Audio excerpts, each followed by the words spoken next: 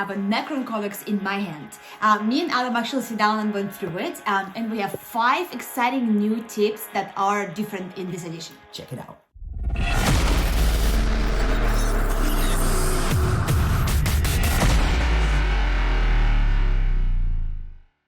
Number 1, so many people were upset about the Reanimation Protocol and how difficult it's going to be to resurrect multi-wound models. Essentially, in the previous edition, you just had to roll a 5 up and the model came back with all its wounds. In the new edition, you've kind of got to roll a 5 up for every wound the model has. But this has been offset by an incredible ability. What's the ability, Eve?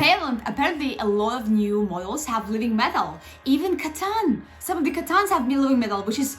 they're not even metal, and they have living metal, which is exciting, you know? But the destroyers, the multi-wound destroyers, almost all of the multi-wound models have living metal, meaning they're going to regain 1 wound a turn, and there are even ways to get 2 wounds a turn back from living metal. So that is a huge boost, and it's going to really give those multi-wound models a benefit.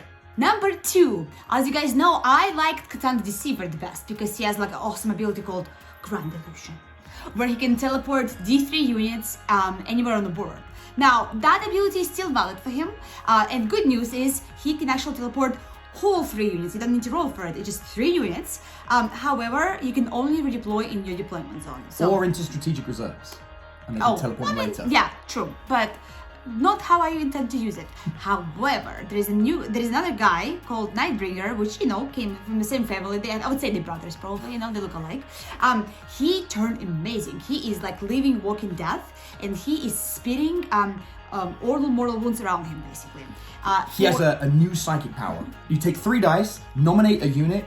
Every 4 up you roll will do D3 mortal wounds. That's 3 D3 potential mortal wounds for on each 1 unit. Yeah, absolutely. Yeah. So yeah, he can use this power on units to him, plus his regular Catan power. So he's like double fisting over there, you know?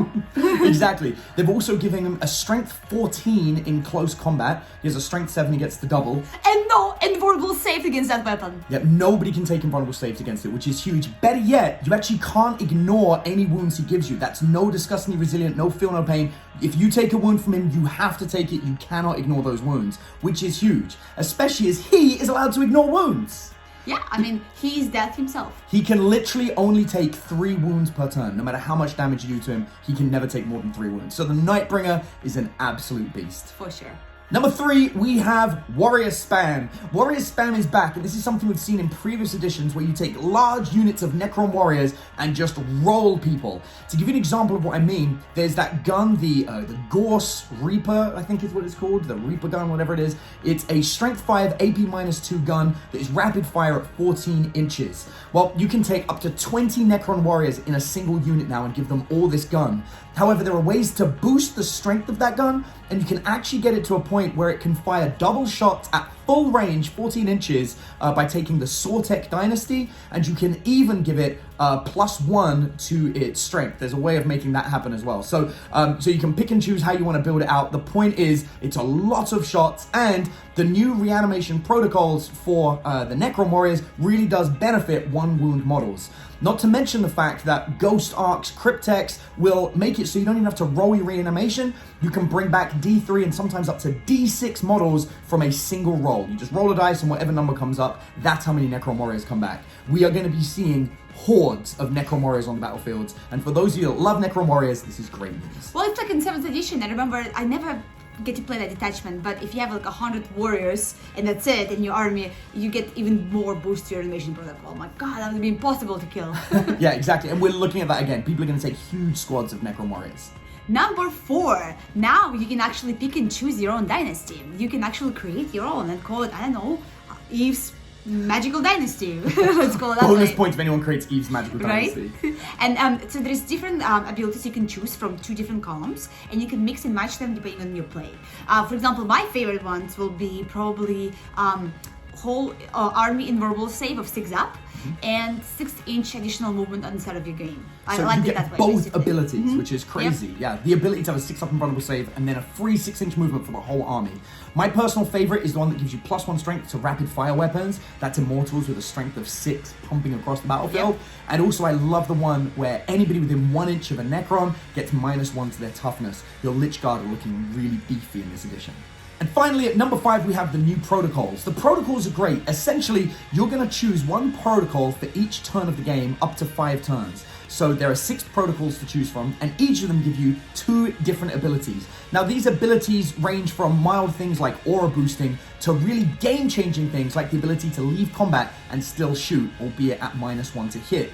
One of the coolest things that I like about it is there is a Warlord trait that enables you to have one protocol activated twice on 2 different turns. And what's cool about this is if you take the ability to leave combat and then shoot, that means on 2 turns in the game, your entire army can leave combat and shoot. To show you how overpowered this is, I say overpowered, but amazingly powered, the Ultramarines, that is their Legion trait, is the ability to leave combat and shoot. Now, yes, the Ultramarines can do that every single turn of the game, but you don't really need to do that every turn of the game. The first turn of the game, you don't want to leave combat and still shoot. That's an irrelevant ability. And so for most of the game, you kind of want that like turn 3, maybe turn 2. And what's cool about that is as the Necrons, you can choose to do that. You can pick and choose and make it happen. And the ability to change the protocols or choose where you want them to be is massive.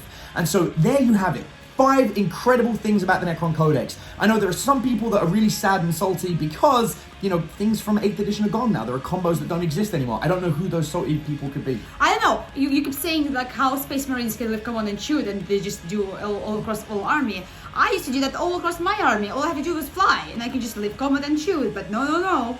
So there's a little bit of saltiness happening from some of the hardcore players. However, as we were talking about, it's also a great opportunity to learn to play the game again, to fall in love with the game again. There are going to be new units, new combos, new stratagems that are well worth looking at. The days of the triple croissant 3d3 mortal wound span have gone away, and they've been replaced by horde armies, even giant titan armies. The monoliths are incredible.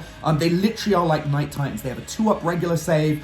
They have an incredible toughness 8, lots and lots of wounds, and they can fire 4 strength 9 shots every single turn that does a ton of damage. So there is just an entire new way of playing. Not to mention the Silent King himself. I can literally see people turning up with like the Silent King, 3 big monoliths, and then like another character, like a Cryptek, and that's their army. We shall see. That's the round if it's started. So there you have it. 5 incredible reasons why the Necron Codex is great. I hope you enjoyed the video. If you liked it, please do us a favor, click subscribe. If you're not currently subscribed, leave a comment down below. Let us know what you're most excited for. And if you've got any questions about the Codex, while it's still in our hands, we'll try and answer them for you to give you a bit more of a teaser before the actual release and you get it in your hands. Thanks so much for watching. We'll see you in the next video.